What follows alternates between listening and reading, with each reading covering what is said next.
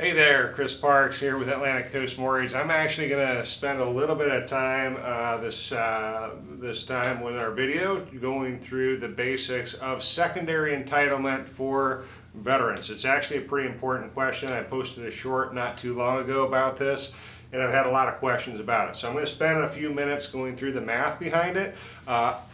Old school with my wireless device here, so I'm sure you're pretty excited to hear that and see that. Anyway, so the way the secondary entitlement works is if you already own a home, we have to see how much of that entitlement has been used up on the certificate of eligibility. Then after that, once we have that number identified, then we can work our way backwards as far as how much entitlement is left, and then after that, how much you can use towards the next house. Now, it doesn't mean that you can't use it if all of your entitlement is not been restored. It just means that you have a reduced portion and you may end up having to put some money down.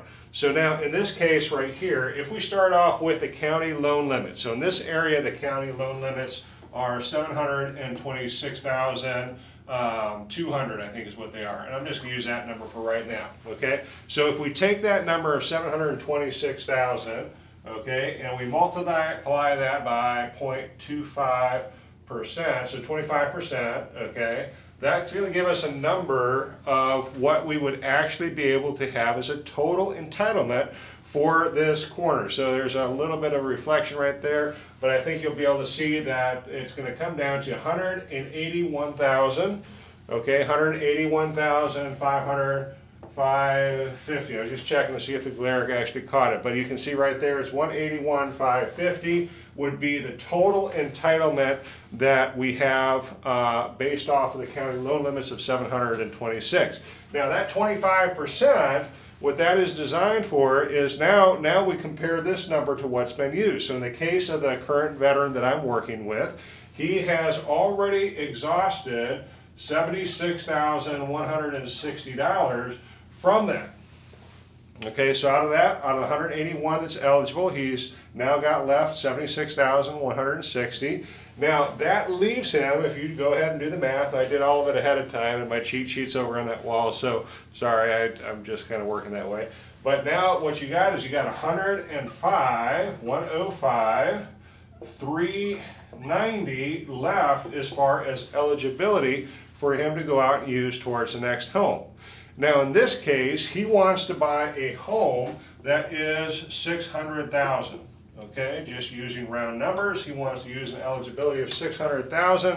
He's got 105,390 left. So now this is where we get into it, because the VA allows them to get the eligibility and they're guaranteeing up to 25%. That's what this is it's a guarantee, so that way you don't have to deal with mortgage insurance. It's a great benefit for the veterans. It's a fantastic way for them to get into a house, and it's certainly a wonderful way to help them out for their service to us and to our country. Now, if you multiply this by 25%, so now that leaves you with what would typically be, in this case, okay, 450.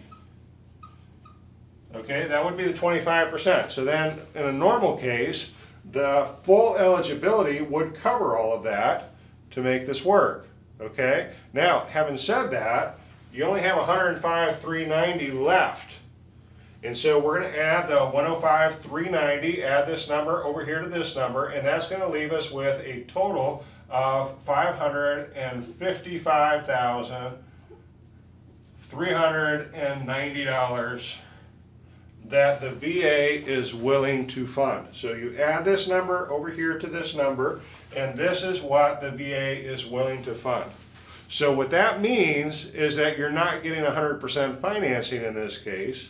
Okay, because if you subtract the $600,000, which is the purchase price of this home, you've already used up $76,000 worth of the entitlement. Okay, if you come back and you subtract this number, the 600 from the 500, that means that now you're going to have to bring cash to close in the nature of $44,610. This is your bottom line number right here.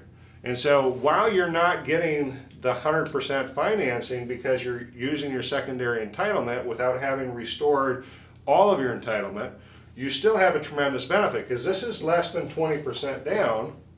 Okay, it's less than 20% down, but think about this. You're getting the VA benefit of the really low interest rate.